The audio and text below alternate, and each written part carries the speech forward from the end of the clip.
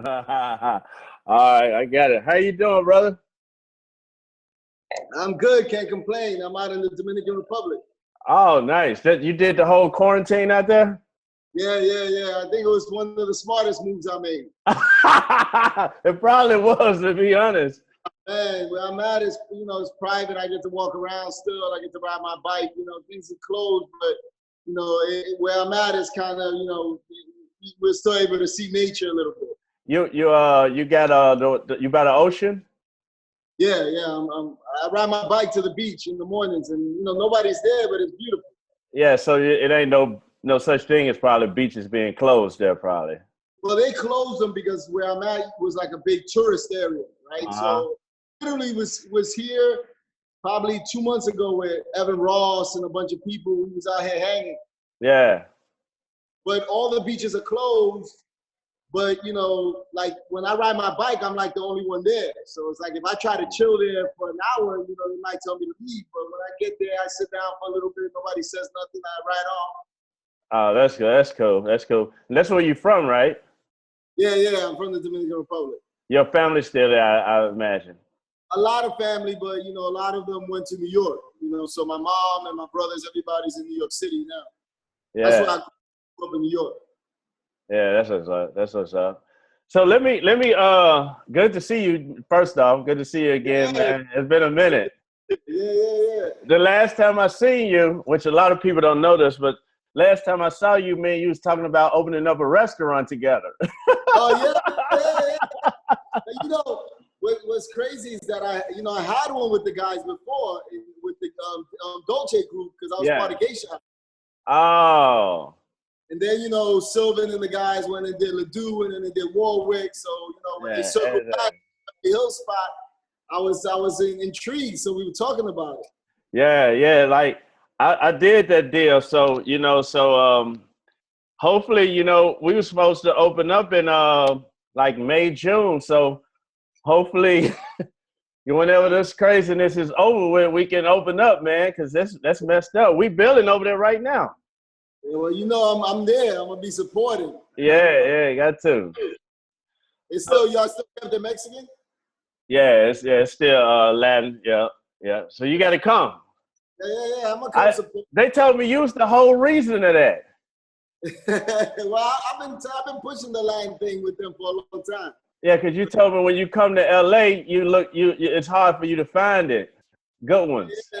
No, it is. It's tough. It's tough to, and look, he told me you guys got a really great chef too, so that's exciting. Yeah. So let's talk about this new Nicky Jam documentary biopic. What would you call it actually? Because when I looked at the trailer, it's a scripted series, but it's based on his life. So some people will call it a biopic. It's not necessarily a documentary because it's scripted. Yeah. But it is a 13-episode series about his life. It's sort of like 8 Mile in the world of reggaeton. Oh, gotcha. Because I saw he playing himself in it? Yeah, but see, he plays himself when he turns like older. Right? So it's a reflective piece. So it starts with him telling his story, and then it goes like the majority of, he doesn't get into the series as a real character until later on. Throughout the series, he's playing himself early. And then you see different versions of himself. A younger one played by this actor, Avery. And then the one that has like the biggest part is this kid, Darkiel, who plays Nicky in his like teenage and early 20s. I saw that. So when I was looking at the trailer, which is amazing, the trailer is crazy. I was looking at the trailer, so I saw the kid at the beginning singing in like the living room or whatever. Yeah. And I saw the guy who appeared to be someone that would play him in early 20s or whatnot. There was like majority of it, I would think. And then I saw clips of Nicky, so I was confused a little bit. I was like, man, this is really dope because like people call it Straight Outta Compton a biopic, but none of those guys are in it. So this one, you got the real guy and the actors in it, which is really, really cool. Yeah, that's why I say it's more like 8 Mile or more what they did with Get Rich or Die Trying with 50, right? Where they played themselves, Eminem might have took excerpts of his life, played a certain, role, and then 50 at some point, played himself as well, right? So it's sort of in the same vein. That's dope. So am I pronouncing this right? El Ganador? Yeah, El Ganador. El Ganador. Yeah, El Ganador. Yeah. There you go. What did that mean? It's the winner. The what? The winner. Oh, the winner. That's dope. Yeah. I recently started working with some reggaeton artists, and I started following Nicky Jam on Instagram. I've been knowing him, obviously, but I recently started following him, man. That dude he really, really, really dope, man. No, he's really dope. There's not a lot of artists in that world that are positioned like Nicky, where they speak English and Spanish perfectly, right? Because Nicky, when you look at the story, was born in Lawrence, Massachusetts. So he was born in New York. He was an American kid. His father got caught in the drug game. His mother got hooked on drugs. So his father had to run because he got caught with a bunch of kilos and ended up in Puerto Rico when Nicky was like 10 years old, 12 years old. Now Nicky was like forced to learn the language. And at that moment, reggaeton started happening. You know what I mean? So him and Daddy Yankee paired up and started a group called Los Cangris, which kind of, you know, they were like the first guys in the world of reggaeton, one of the first groups. And it's huge now, man. No, it's gigantic. Huge. Gigantic. I'm working with a guy now named Ep.11. He's from Cuba. I think he's from Cuba or Colombia. I think he's from Cuba. Yeah, but yeah, he really dope. He wrote that DJ Snake record, the Loco Contigo. Oh, Loco Contigo. Yeah, he wrote that, Local Contigo. Oh, dope. Yeah. So, I wanted to ask you something. So, I was talking to some friends of mine up in New York, and they was telling me how, you know, it's straight crazy up there now, you know, with everything that's going on.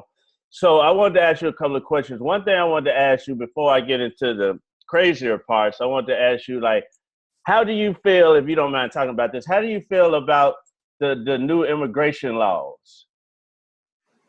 And how do you think, because what I'm getting at is like undocumented immigrants are afraid to get tested for the virus because, you know, they're just afraid anything could happen from that. So what do you think could be done to fix that for them?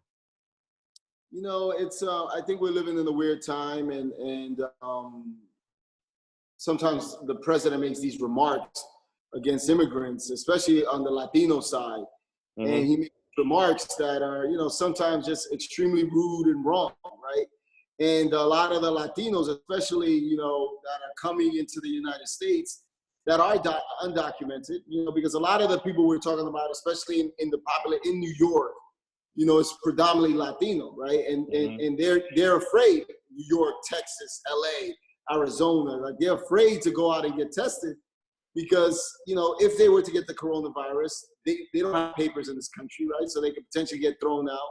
And it's it's sad that they can't even seek help because of the pressures that they're facing, you know, and when this country was built on immigrants, right? So it's like, as a kid who came from immigrant parents, right, where my family was coming from the Dominican Republic, my father never spoke English, and a lot of my family's trying to find ways to get to Puerto Rico to try to get a social security card to get to New York or Boston or the places they were going. It was like they all had that same struggle.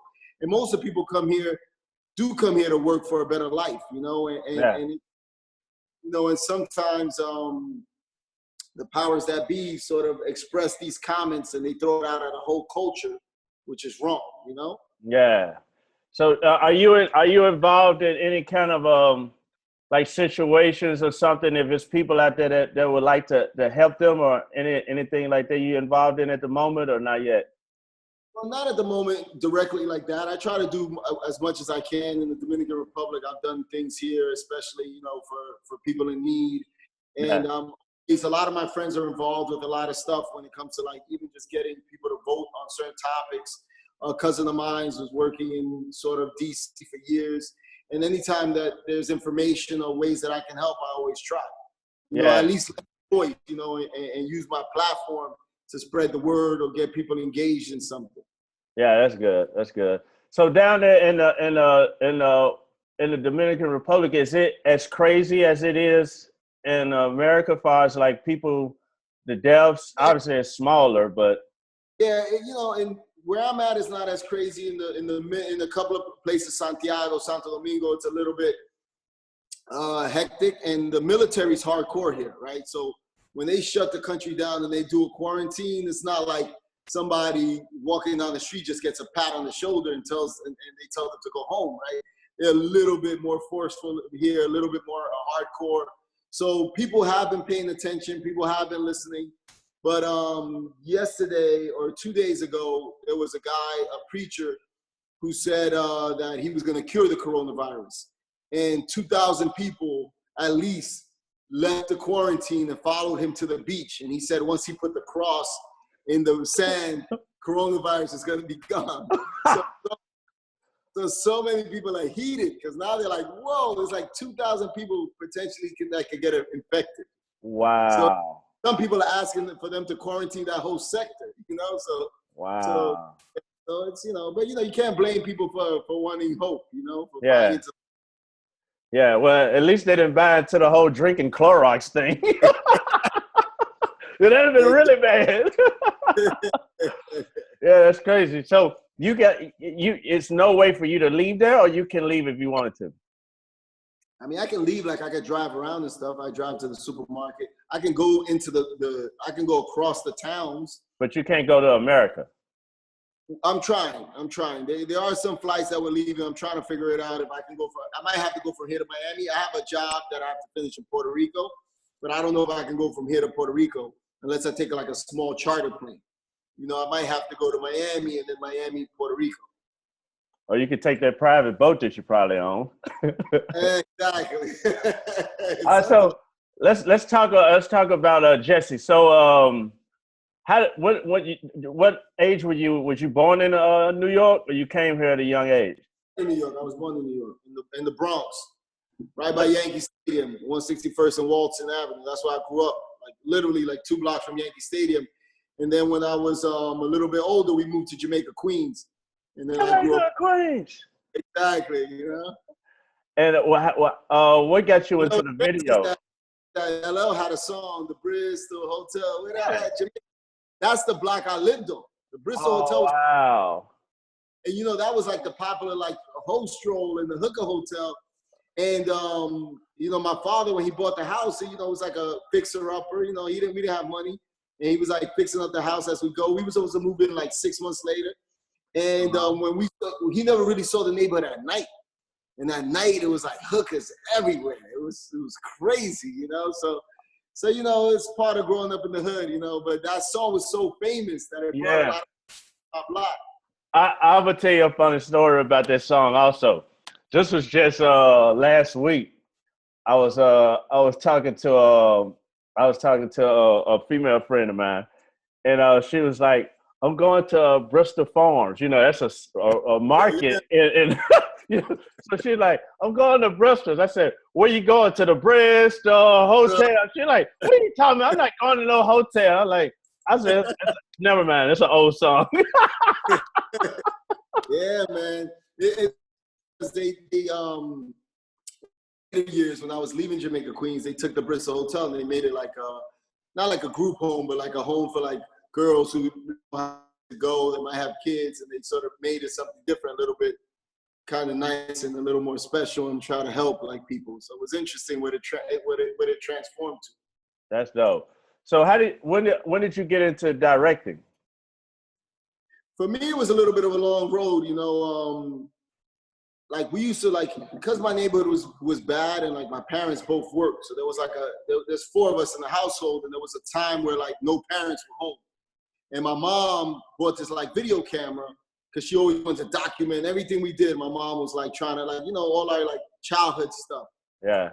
So she told us like she let us hold it. You know, she goes, "Look, when I'm on my way home and your father's going to work, nobody can go in the streets." You know, we were like 12, 13, or 14. So she was like, "Entertain yourselves, use the camera," right? So then we used to play with the camera and shoot a bunch of like our own little music videos. So like me and my brother, yeah, and a big tape, you know? So we would make our own music videos. Like me and my brother would be like EPMD or like, you know what I'm saying? My friend was LL Cool J. We would mimic videos, make our own stuff. And my father worked maintenance at CBS.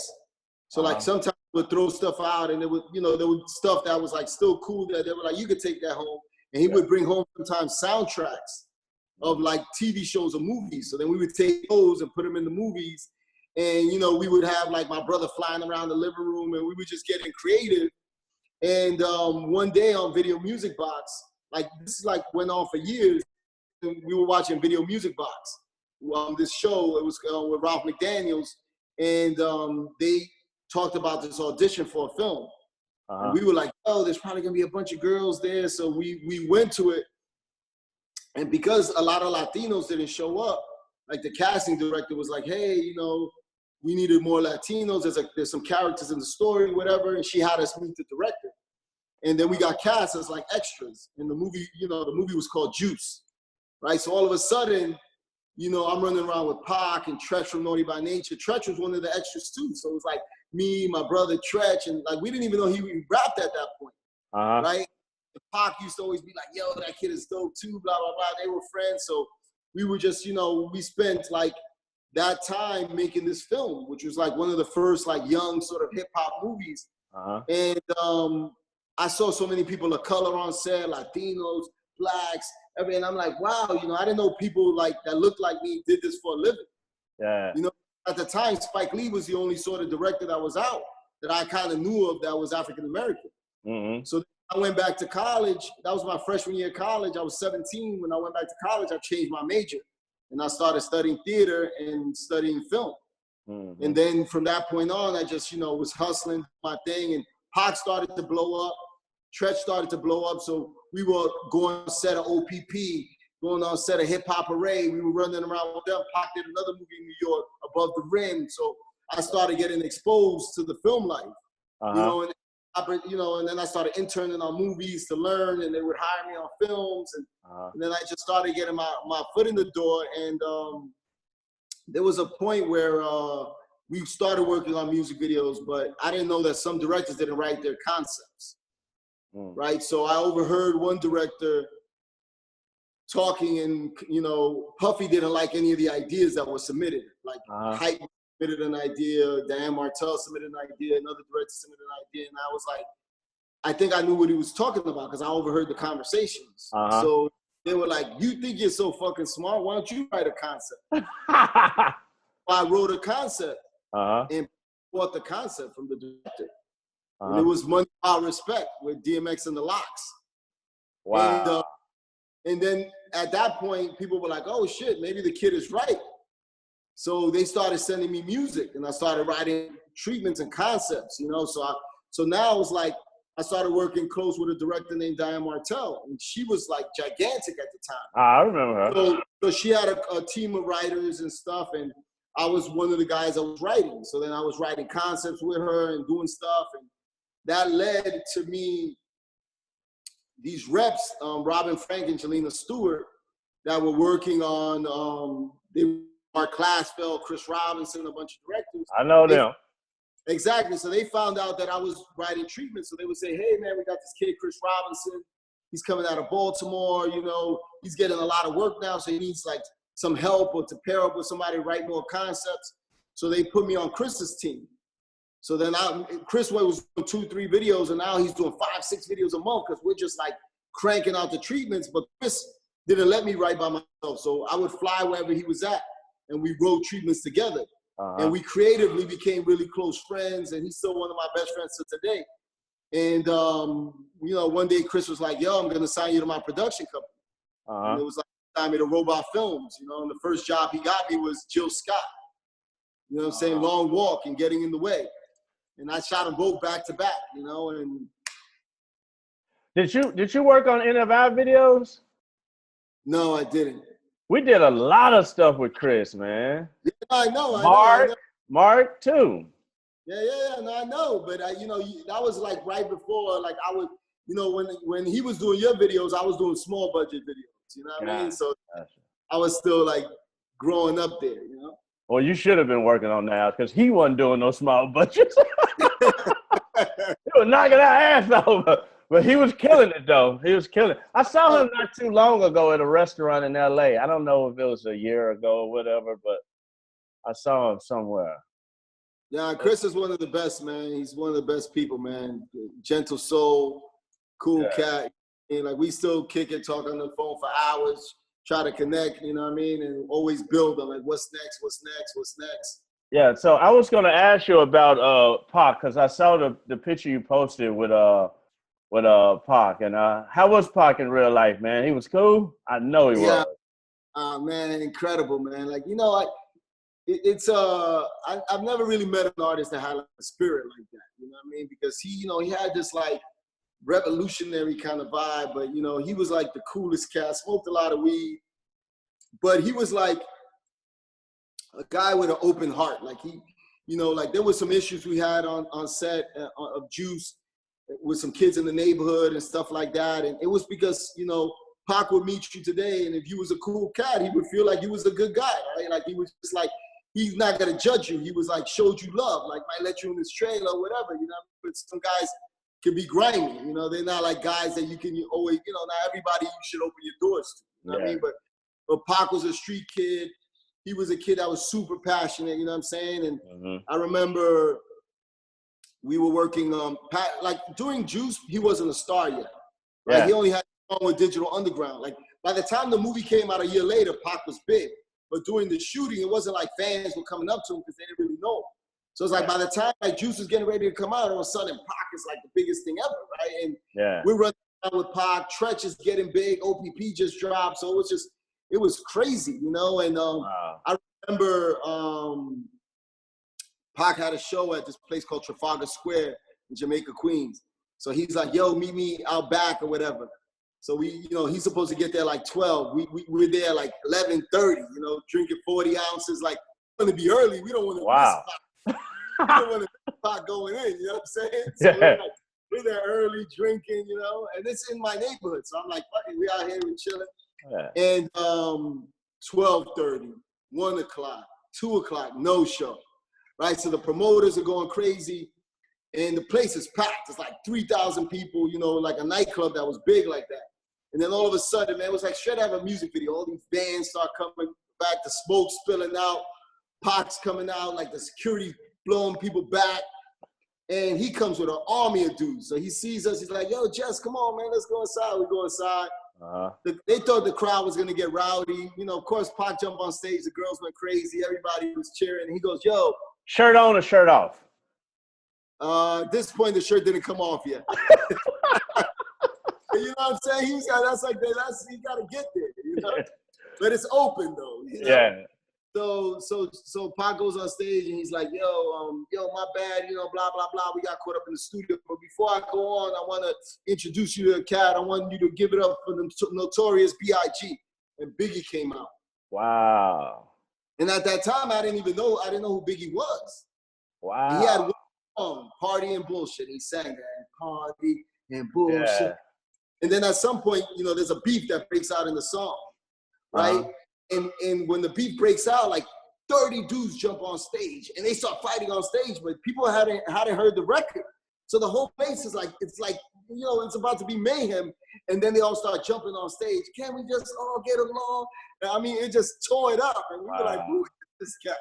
And then Pac came on and killed it. And we went to a bunch of shows with Pac when Biggie used to come out and perform for him. It was incredible. Pac was an incredible person, man. Like, man, that's crazy.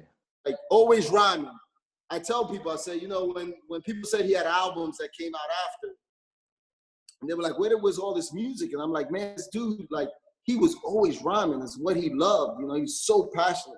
He was rhyming every day. He's like, oh, check this out. He always had something new. It was like, it was in his blood, you know, and you don't see that these days. You don't see a lot of artists that actually love making music.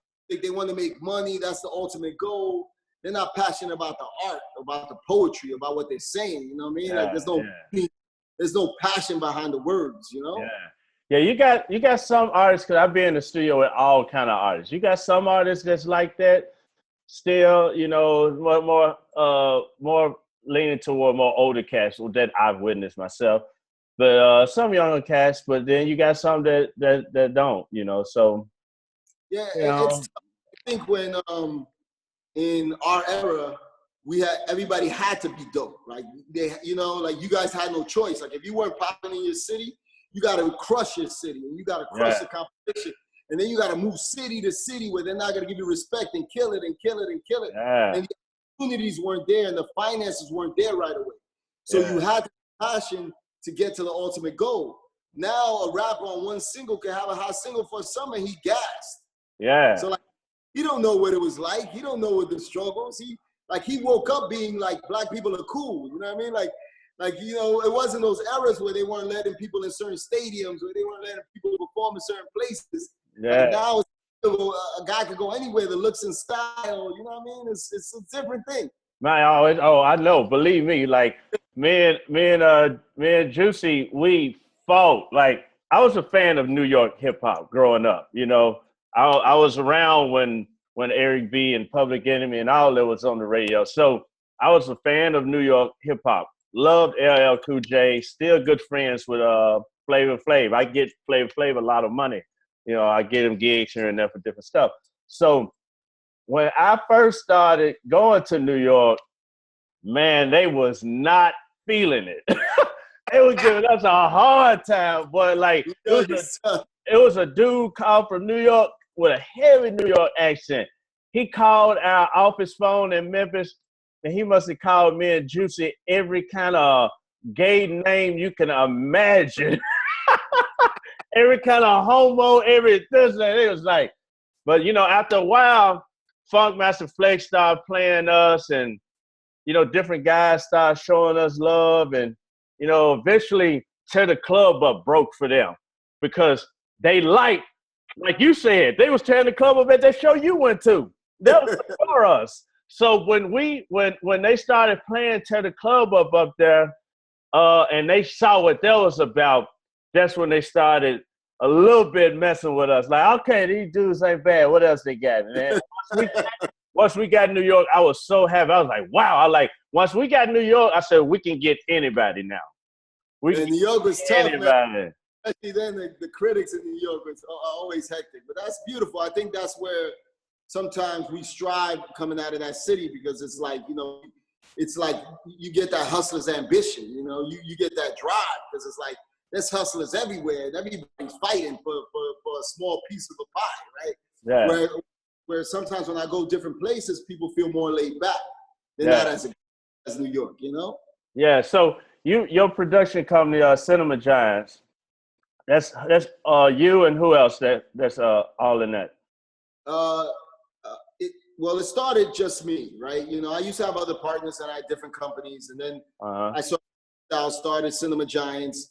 And one of the reasons was that I think when the Latin thing started coming into play, right? I was signed to different production companies. And after I left Chris, I had another deal at another production company.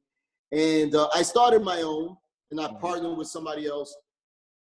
But when the Latin thing started coming in, I was doing Young Jeezy and all these videos. And then I wanted to do Wisin y Yandel and all these Latin artists. And the production company wasn't really understanding, And then the Spanish artists were living in like an old school hip hop mentality, where they were like, the labels, there were no video commissioners, right? Mm-hmm. So the artists were like, I just came back from Colombia, can you take cash? And they like give you cash in the bag, right? So you're kind of like $100,000 and something in cash, right? And this stuff's going on, and it's a manager run business, a relationship run business. They're doing shows, getting paid, handing you the money, going, hey, let's make some videos.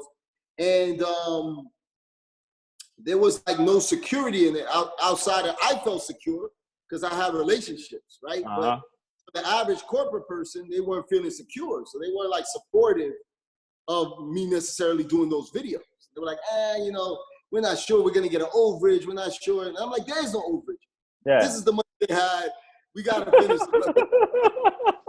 So I was like, you know what? I was, really inclined to like really develop the market, jump in, do what I could. I felt like what I was doing in the American market, the Latin visuals for me weren't as strong. And I was like, if I can do this in the general market, why can't I do it in the Hispanic market? I got to take a little bit of a pay cut. I got to shift the little things, but I could try to make it happen for the culture. And I ingrained myself in there, and I started doing this. So I was like, I needed to start my own company.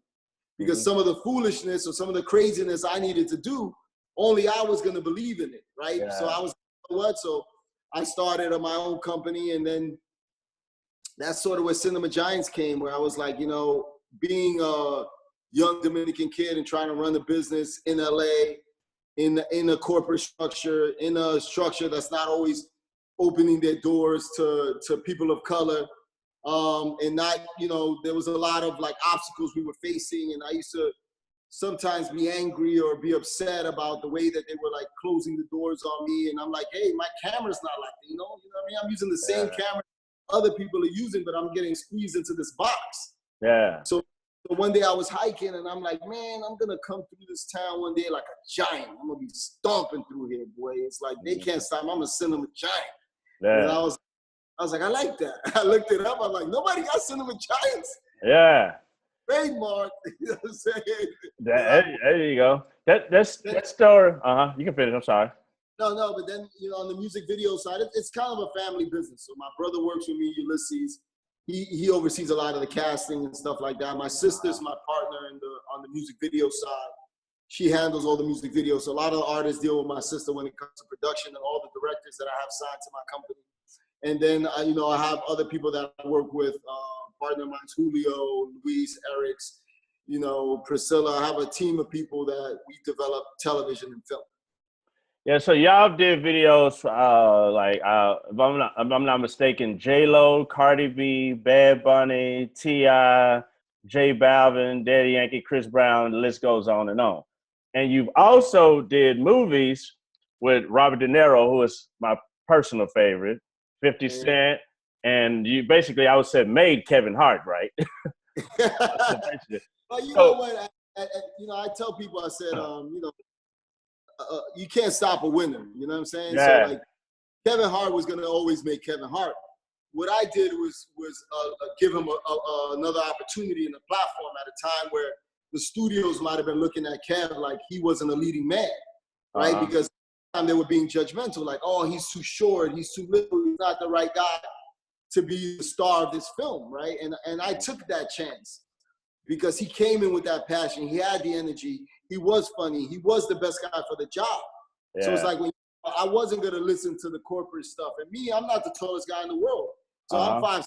Why am I going to not give him a job just because he's short, or just because, you know, he doesn't fit into what Hollywood feels the mold is of a leading man?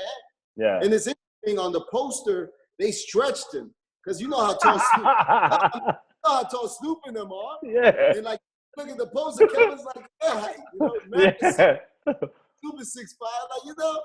Yeah. But was in their mentality. They couldn't get over the fact that someone his size could be the star. And look at him now, right? It's like they were wrong. Yeah.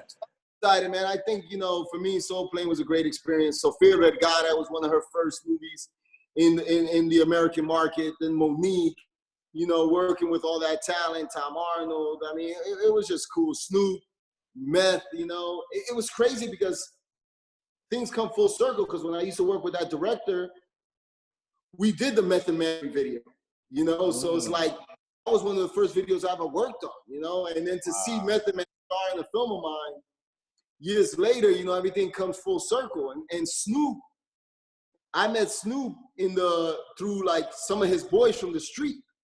You know, when I first moved to LA, you know, there was a named Little Half Dead, and he was like staying like next door, dated some girl. And, you know, I bumped into him in the hallway once. He was like, what up, cuz? Where you from? Whatever. And I was like, whoa, wait. I'm from New York. And we ended up being cool. And this was when I was just writing treatments. I had a television on a crate, milk crate. Like my crib barely had shit in it.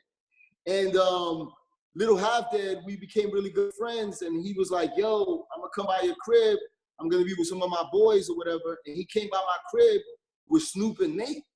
And Snoop walked in the crib and just talked mad shit. We played PlayStation, smoked a bunch of weed. And that was it. And then he left. And my whole building was shaking because I had Snoop Dogg in my crib. And I told Snoop that I was writing concepts or whatever. Cut to like a couple of years later, after Jill Scott, I saw Snoop at the MTV Awards, because I got nominated for MTV Award. My first video out the gate with Chris. And I saw Snoop, and he was one of the biggest stars in the world. And he was like, yo, what's up, nephew? Little Half Day just got arrested. So he's like, he always asks about you, man. He's seen that you did these videos, blah, blah, blah. And I told Snoop, I said, yeah, man, I'm just started, but now I need like a Snoop Dogg video. Yeah. And Snoop like, yo, call me tomorrow. I got you. And then he kept his word. Called him the next day, went to his crib with Chris Robinson. He gave Chris Robinson Beautiful, gave me a smaller budget joint. And I cut off a lot of my urban stuff, you know? So it's interesting, man, how, you know, the world just, you know, the world's a big place, but a small place.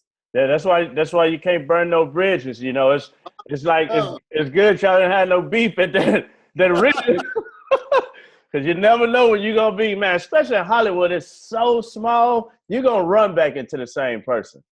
Yeah. And then you know what? It's interesting. Snoop hit me on the DM like a couple of days ago, and it really, you know, I told him to put a smile on my face because he was watching that Ganador, and he was like, yo, I really fuck with this, cuz, yo, Jess, you did your thing. And I was like, yo, Snoop, man. I woke up to it because he must have been watching it late. So I was like, wow, man, it put a smile on my face, man. And I posted something, he had commented on it, like, yo, Nicky, love the series, man. So it was good, man, because it's good to feel that support from the community. So with the El Ganador, that's right? El Ganador. Yeah. I heard that was it out in 2018? Yeah, what happened is that sometimes on the Spanish language side, sometimes, and maybe in other languages and other territories, but Netflix sometimes does deals with another sort of a network or distributor, right? So Netflix, in this scenario, they were like, okay, because we're still building our Latin viewers in 2018 when we did the deal, in 2017, they were like, we've done these deals with Telemundo, where Telemundo comes first in the US and Puerto Rico. And so they'll release, and they drive it. They got 30 million homes. They promote and they drive. We take the rest of the world. And then 6 months later, we come into the US after the heat and the buzz that Telemundo caused. And then that system worked. But unfortunately, it didn't work the same for El Ganador. We hit a couple of pitfalls and a couple of roadblocks that stopped us from being released in the US. Telemundo had their own plan and they didn't release. And then Netflix was like, hey, we gotta go. There was a demand for the show and they put it out in the world and it was a hit. And then, you know, Telemundo released late and we had to wait for the window for us to come after them. So, you know, it wasn't an ideal situation, but there, all I can say is that television is still a little bit of a corporate structure, and El Ganador, it wasn't something that was made for TV. You know, it was very edgy, it was very raw. I don't think you saw that many like urban Latinos on screen at the same time. It was a lot. You know, I think people were, on one end, people are loving it because it's authentic, but on another end, it was like, whoa. You know, what is this? I can't wait to watch. I'm gonna sit down tonight and start watching it, man. I can't wait to watch it. But I think I will. I think it's perfect timing though, because he got a new hot single out right now. He's got Nicky's hotter than ever. He just did a Bad Boys. So I think it was perfect timing. For like the last year, we were hurt. You know, we were sulking that it's not out, and anytime we tell our friends in the States, when is it? Oh, it's not available on Netflix. You know, it's tough. Oh, everywhere else in the world it is, but it's not here. You know, so it's tough trying to explain that. But I think once Netflix gave us a release date when we were like in quarantine and we knew it was going to come out, and we were like, perfect. And respond in the way it's moving. I'm excited and I'm glad to be on your show talking about it because we need the hip hop community to support too, you know? Yeah, I appreciate you coming on here. I think it's perfect timing because you said, it's a quarantine and like, hey, people ain't got nothing else to do. They can't go nowhere. So I know obviously the money is different with a movie and a video, but let's say if with no money involved, which one is funner to you to make?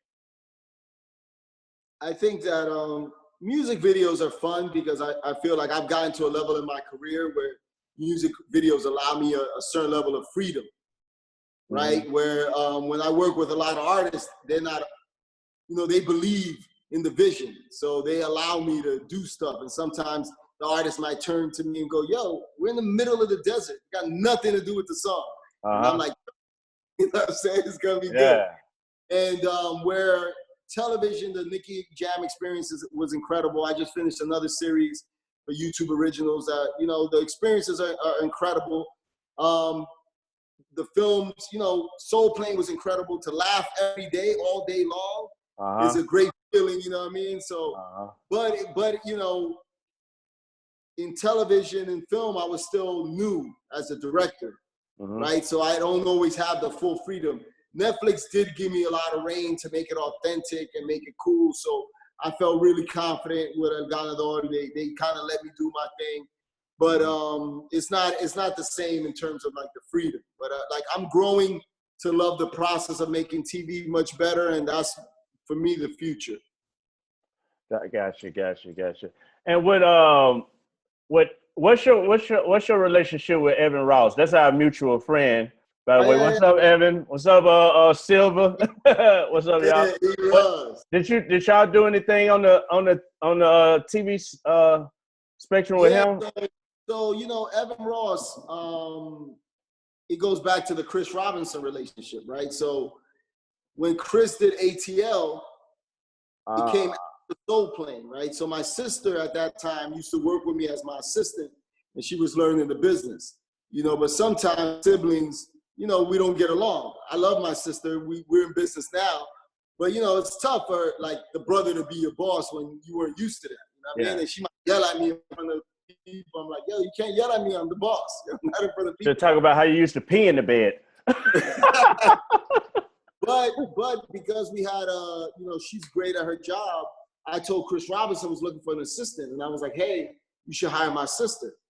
So my sister worked on ATL with Chris, and she worked with Chris for a while. And when I went to visit, she was like, Evan Ross was like 16 years old, you know, so he was young. So it was like, not watching Evan, but she was like kind of always around with Evan, making sure he was good, you know? And I went out to dinner with her and Evan.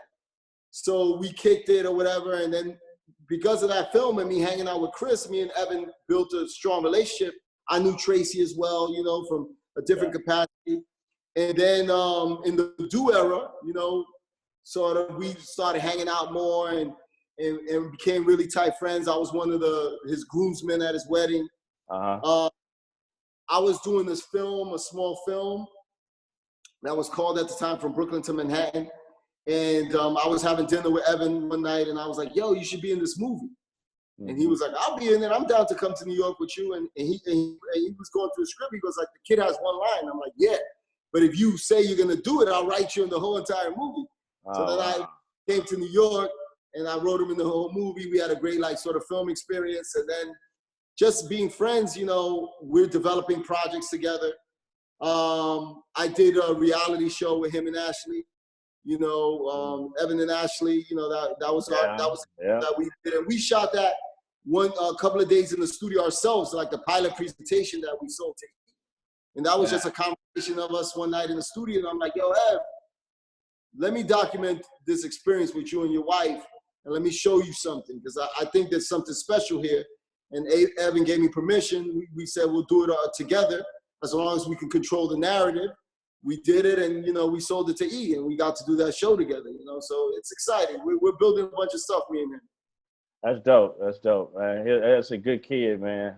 I love it. Super talented. Him and his wife got a dope relationship too, man. Yeah.